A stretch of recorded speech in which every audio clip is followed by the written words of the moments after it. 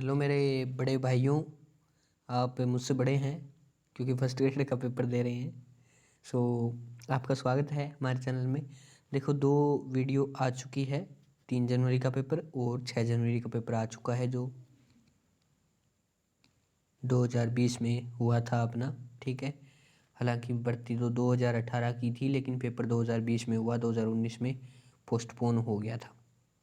ठीक है, तो उसकी वजह से 2020 में पेपर हुआ। ये 3 जनवरी, 6 जनवरी और 9 जनवरी को हुआ था। तो ये जीके का पेपर है जो मैं सोल्व करवा रहा हूँ। इसमें 75 क्वेश्चन आपके रहते हैं और 150 नंबर का ये आपका रहता है पेपर। तो 3 जनवरी और 9 जनवरी वाला पेपर मैंने ला दिया है। वीडियो का लिंक डिस्क्रिप्शन में है, वहाँ से वो मिल जाएगा। अगर आपको ये PDF वगैरह चाहिए तो नीचे डिस्क्रिप्शन में भी लिंक मिल जाएगा। और अपना एक टेलीग्राम लिंक है डिस्क्रिप्शन में, वहाँ वो टेलीग्राम ग्रुप ज्वाइन कर ले, वहाँ आपको ये भी मिलेगा और साथ में अपडेट भी मिलती रहेगी। ठीक है, नोट्स वगैरह भी प्रोवाइड होते रहते हैं। तो अपना आज का जो मैटर है वो 9 जनवरी का पेपर सोल्व करना है। पेपर सोल्व करेंगे हम, पर मैं उससे पहले एक चीज़ चालू कर लेता हूँ, जो है अपना मार्कर।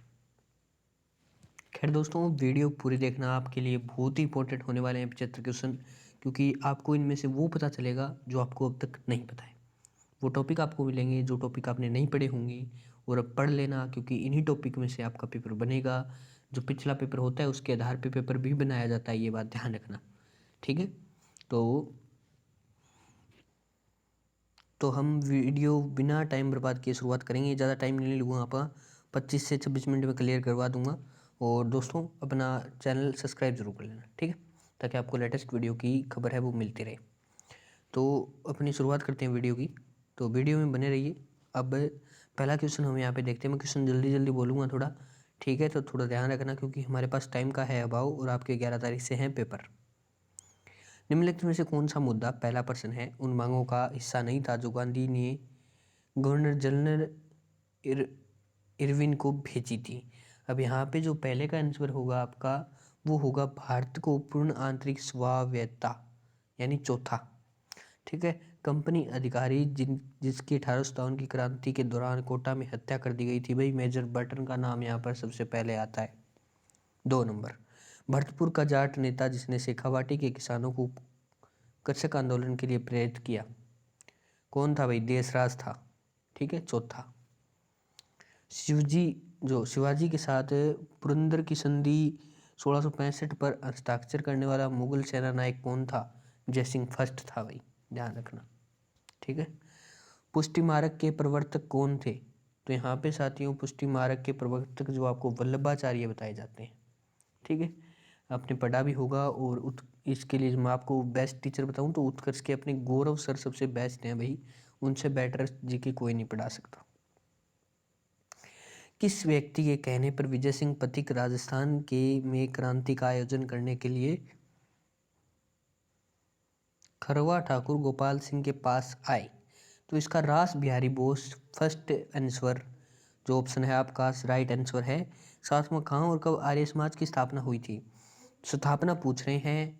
ठीक है, स्थापना हुई थी इसकी मुंबई 1885, यानी चौथा ऑप्शन आपका राइट है। नेक्स्ट क्वेश्चन की ओर बढ़ते हैं।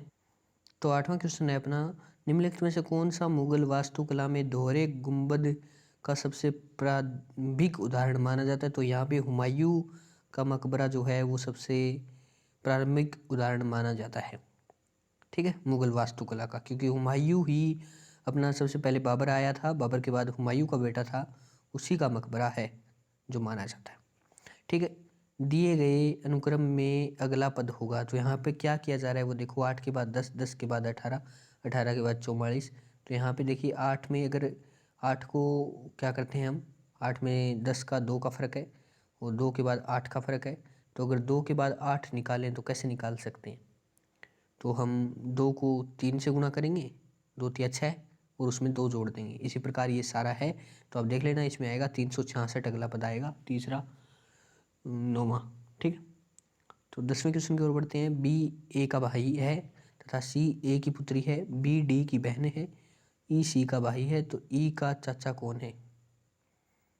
भाई बड़ा कन्फ्यूजन वाला सवाल है ना। तो ई का चाचा यहाँ पे बी होगा। ब्लड रिसेशन आप जानते होंगे।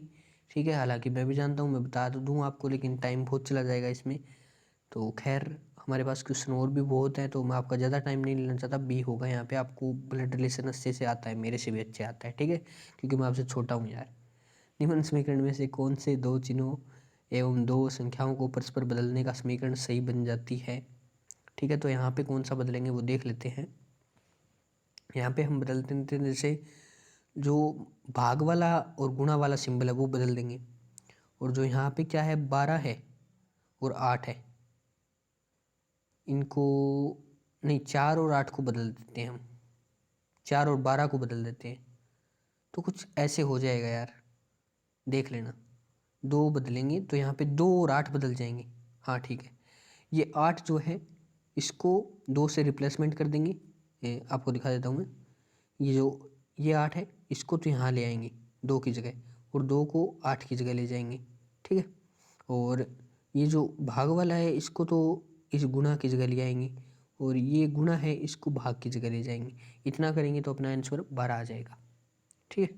तो नेक्स्ट क्वेश्चन की ओर बढ़ते हैं। मैं एक बार चेक कर लेते हैं अपन। तो यहाँ पे आपको मैं जो आंसर बताऊँ वो इसका आंसर होगा पहला 2 और 8 और भाग और गुणा, ठीक है। तो अकबर के शासनकाल के दौरान पंचतंत्र का फारसी में अनुवाद किया था। पंचतंत्र का किसने किया था भाई, बताओ? अब्बुल फजल, ठीक है। 3 नंबर, 12वां, 13वां। अब यहाँ पे शून्यों की संख्या पूछी है 13वें में, तो शून्य की संख्या जो अपनी स्क्वायर होती है ना, सॉरी आई मीन घात होती है, जितनी घात होगी उतनी शून्य की संख्या होगी। तो यहाँ पे 2 घात है तो 2 ही होगी, यानी दूसरा ऑप्शन सही है। समीकरण युग्म 3x+y 81 और x-y बराबर 3। अब हम 81 को क्या लिख सकते हैं वो आप देख लेना, उसमें कितना होता है। 81 को क्या लिख सकते हैं,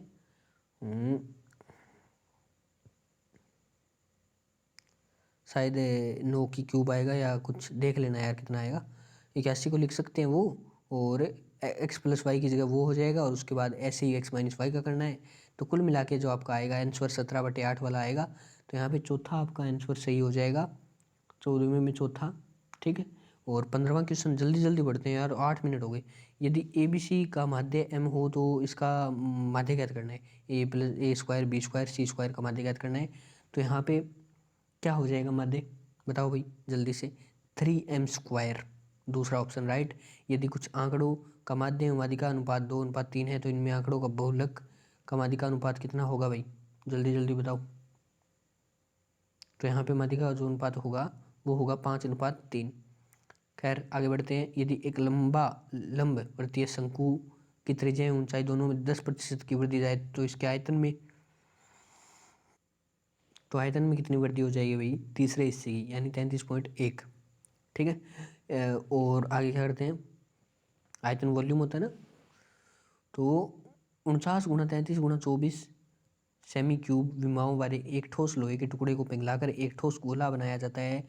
तो इस गोले की त्रिज्या, ज्ञात करनी है मेरे भाई। तो 18वें का जो अपना राइट आंसर हो जाएगा वो हो जाएगा 21 सेंटीमीटर आएगी, ठीक है। और आगे चलते हैं। 4 सेमी लंबाई के एक ठोस घन को 1 सेमी लंबाई के छोटे घनों में प्राप्त करने के लिए इस घन को कितनी बार काटा जाएगा? तो यहाँ पे 9, यानी तीसरा ऑप्शन राइट हो जाएगा। चलिए आगे बढ़ते हैं। आगे है, हिंदी आ गई भाई। परा उपसर्ग किस में है? परामर्श में परा है, पराधीन और पराभाव में परा है, और पराजय में परा है। तो किस में नहीं है भाई, बताओ? पराधीन में, क्योंकि यहाँ पर प्लस अधीन है, तो यहाँ पे प्रा नहीं है उपसर्ग। बाकी में है परामर्श होता है, और प्राभव होता है, पराजय होता है। लेकिन पराधीन में अधीन शब्द लगा है, पर है यहाँ पे, ठीक है, परा नहीं है। अर्थभेद सुमेलित नहीं है। अर्थभेद देखो, अनिल का आग और अनल का हवा, ये आपका गलत है, यानी तीसरा जो है आपका गलत है। अब 22वें की ओर चलते हैं। निम्नलिखित में किस वाक्य में सकर्मक क्रिया का प्रयोग हुआ है? रमेश भोजन कर रहा है, ठीक है। तो 22वें का अपना जो पहला ही है, रमेश भोजन कर रहा है, वो सही हो जाएगा। चलते हैं आगे। अंग्रेजी परिभाषिक शब्द का समानार्थक हिंदी शब्द नहीं है, तो वो नहीं है भाई। एंटीसीडेंट्स लिख रखा है इसमें, दुर्घटना, ये नहीं है। तीसरा ऑप्शन इसमें सही हो जाएगा।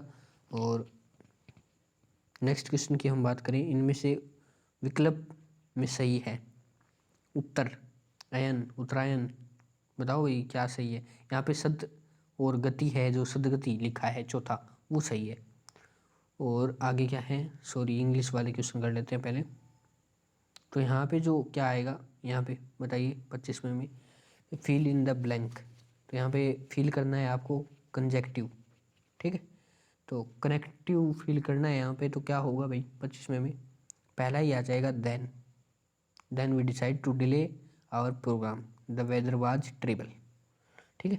तो I am sorry I every anything about your problems, तो यहाँ पे डिड नॉट नाउ आ जाएगा पहला ऑप्शन। और there was a green green green green इस आ जाएगा, इसमें आई एस एच लग जाएगा, light coming from the window, I S H. 27वें का दूसरा सी हो जाएगा।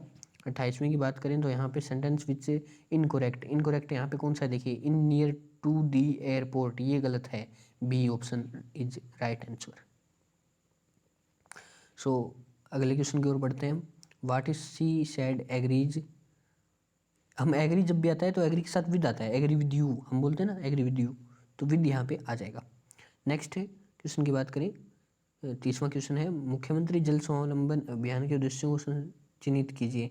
तो यहाँ पे आपको पता है जल स्वावलंबी, गाँव का विकास करना, भू जल जल को बढ़ाना, ये सारे इसके हिस्से है, फसल पत्ती में बदलाव, ये भी इसका है। तो यहाँ पे चौथा आंसर आपका राइट हो जाएगा, पहला दूसरा और तीसरा तीनों ही सही है।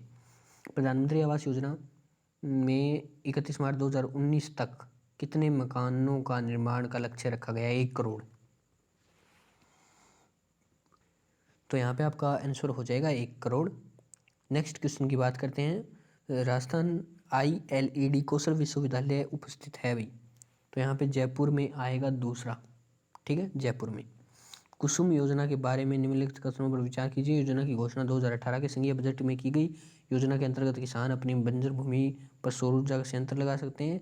सरकार किसानों द्वारा उत्पादित अधिक सौर ऊर्जा खरीदेगी, ठीक है। तो इसमें 33वें में जो अपना आंसर होगा वो होगा, ये तीनों ही सही है, ठीक है, क्योंकि इसमें कोई भी गलत नहीं है, ABC तीनों ही सही है, तो चौथा आंसर राइट आ जाएगा इसका। जनगणना 2011 के अनुसार राजस्थान में अनुसूचित जनजाति की जनसंख्या का प्रतिशत कितना है भाई, बताओ बताओ जल्दी बताओ। इतना तो पता ही होगा, ये अनुसूचित वाले तो बहुत है अपने पास है, बता दो यार कितना है, ठीक है। तो नहीं बता पा रहे हो तो मैं बता देता हूँ, 13.5%, यानी अपनी भाषा में बोलूँ तो 13.5, ठीक है। कौन सा भारत का सर्वाधिक भारी रॉकेट है जिसे बाहुबली के नाम से भी जाना जाता है, भाई बताओ कौन सा है। 35वां, तो यहाँ पे GSLV-M थर्ड, यानी ऑप्शन भी थर्ड और ये विमान भी थर्ड। वाह यार, मतलब पेपर में क्या सोच के दिया है, थर्ड थर्ड। IANS अरिहंत है, बताओ भाई अरिहंत क्या है, बताओ बताओ जल्दी। तो यहाँ पे परमाणु पनडुब्बी है। पुस्तक 21 लेसन्स फॉर 21 सेंचुरी के लेखक कौन है भाई, बताओ बताओ जल्दी। 37वां क्वेश्चन है ना। तो यहाँ पे युवाल नोआ हरारी, ठीक है। भामाशाह स्वास्थ्य बीमा योजना के बारे में अधोलिखित कथनों का विचार कीजिए। भामाशाह योजना में 30,000 बीमारियों पर और गंभीर बीमारियों पर 3 लाख का बीमा कवर प्रदान करती है, एकदम सही है, कोई गलत बात नहीं है इसमें। नेक्स्ट क्या है कि योजना के अंतर्गत स्वास्थ्य सेवाएं केवल सरकारी अस्पतालों के माध्यम से, नहीं नहीं नहीं ऐसा नहीं है, प्राइवेट अस्पतालों में भी हो सकता है ये।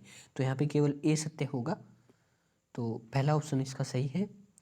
आगे बात करते हैं, कार्बन का एक अपरूप नहीं है।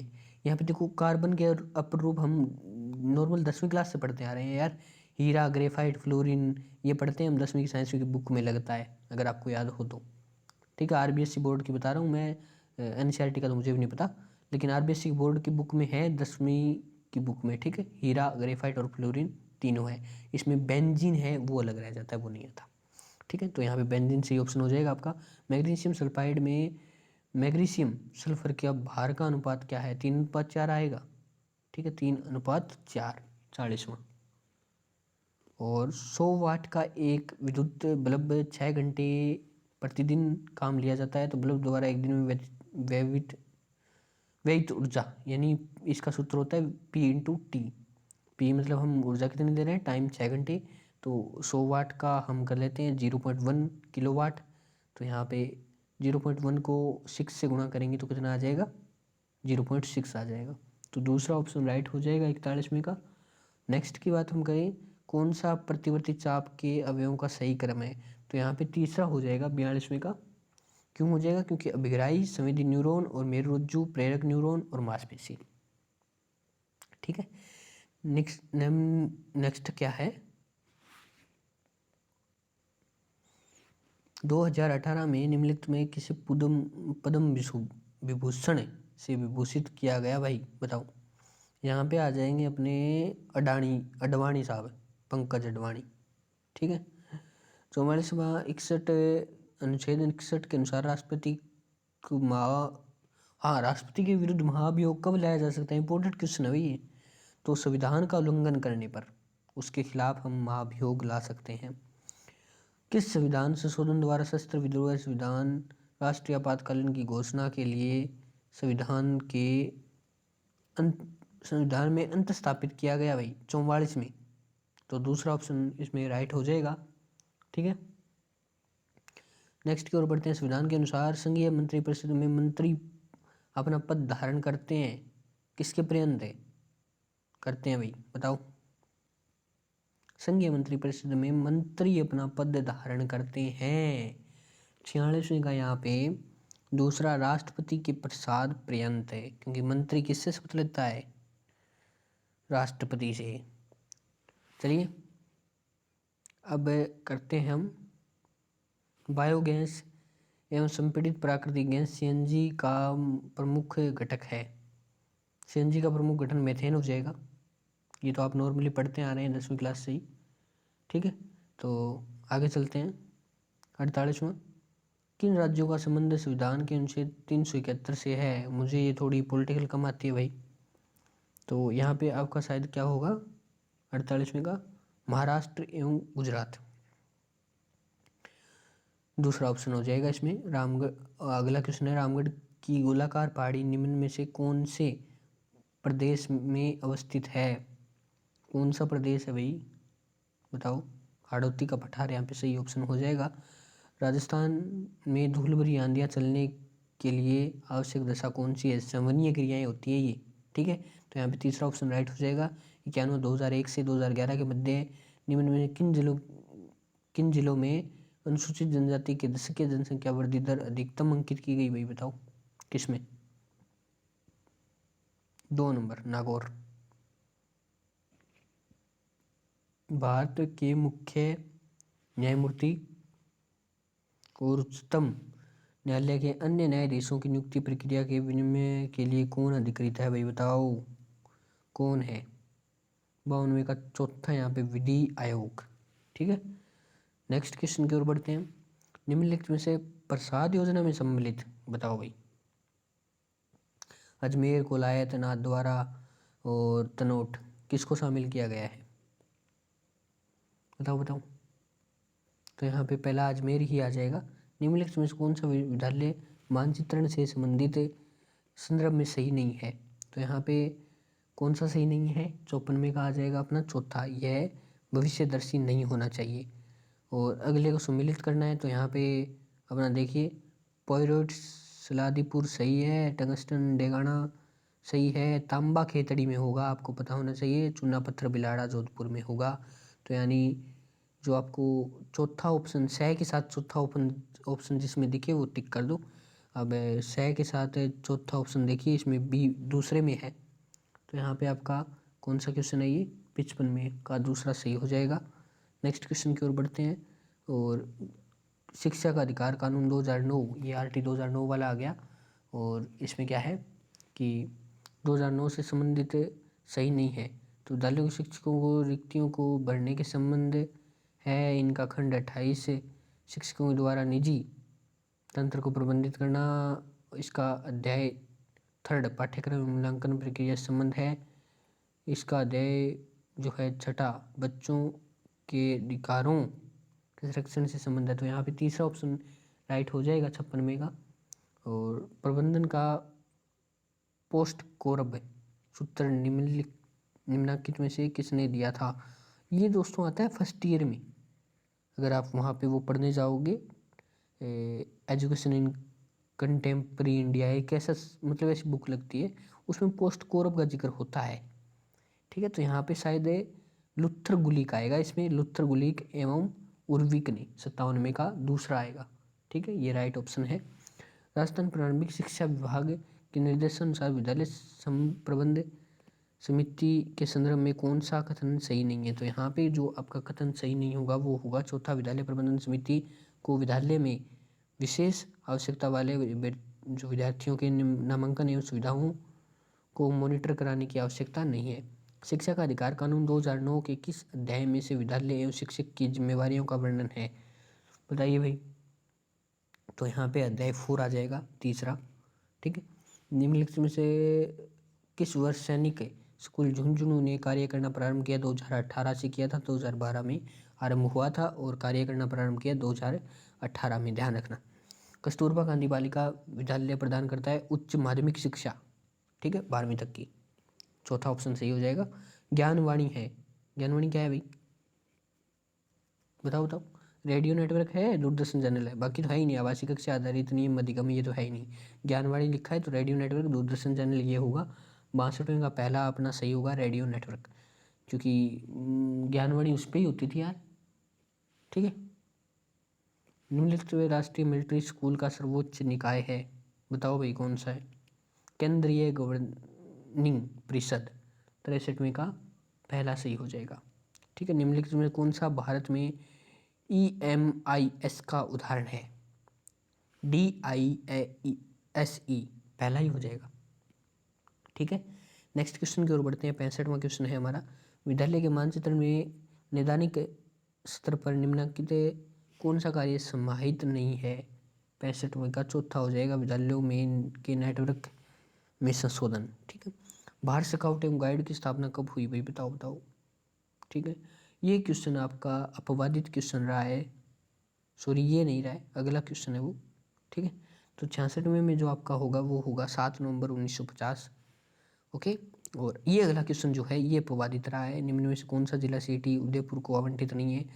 जो यहाँ पे ये कोटा, भरतपुर, पाली, इन तीनों का ऑप्शन काट दें तो उदयपुर अकेला बचता है, फिर भाई कुछ कह नहीं सकते इसका, इनमें वो ऑप्शन नहीं है जो होना चाहिए। तो ये अपवादित क्वेश्चन था, इसको हम कुछ नहीं कर सकते। कौन सा विभाग SIERT उदयपुर में नहीं है भाई? बताओ कौन सा विभाग? स्त्री अध्ययन विभाग। बाकी पाठ्यक्रम विज्ञान, गणित, अध्यापक ये सारा एक में ही आ जाता है, लेकिन स्त्री अध्ययन विभाग ये नहीं है। राष्ट्रीय मिलिट्री स्कूल किया गया भाई, किस वर्ष मिलिट्री स्कूलों का नाम परिवर्तित कर राष्ट्रीय मिलिट्री स्कूल किया गया? 2017 क्या? 69वें में नहीं, 2007। ठीक है, तो कौन सी संस्कृत रचना गुप्त काल में नहीं रची गई? ध्यान रखना, नहीं रची गई। तो विक्रांक देवचरित है जो विक्रमादित्य के टाइम में थे, तो वो गुप्त काल के समय नहीं था। बाकी विक्रांक देवचरित बाकी सारे है, ये है कामसूत्र, ऋतुसंहार, इसमें चौथा ऑप्शन राइट हो जाएगा आपका। ठीक है, 70वें का चौथा। बात करते हैं उस स्थान को चिन्हित कीजिए जो प्राचीन काल के दौरान विद्या का केंद्र था। भाई बताओ कौन सा था? वल्लभी, और एक आया था वल्लभाचार्य ऊपर, याद है ना? ध्यान रखना, कुछ कुछ लॉजिक होता है पेपर में।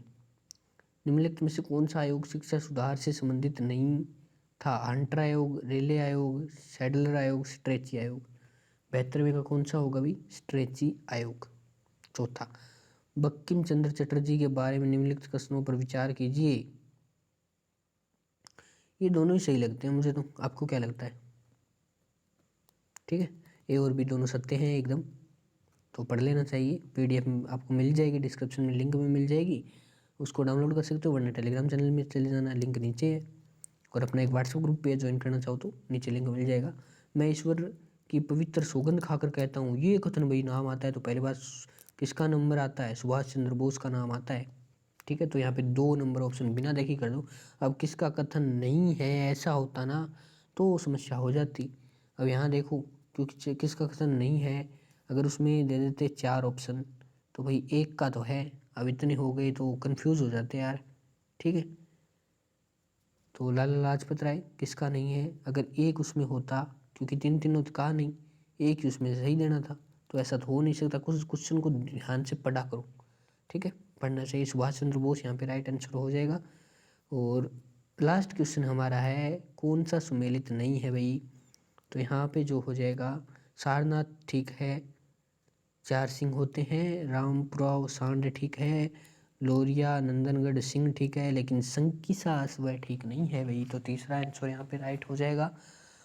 और दोस्तों कोई डाउट लगा हो पेपर में तो पूछ लेना हमसे, और कोई आपको हेल्प चाहिए कोई सी पेपर को लेके तो पूछ लेना ज़रूर से। हम पेपर और ला देंगे और डाल देंगे आपके लिए, हम सारी हेल्प करने को तैयार हैं। ठीक है, तो मेरे हिसाब से आपको अच्छा समझ आ गया होगा।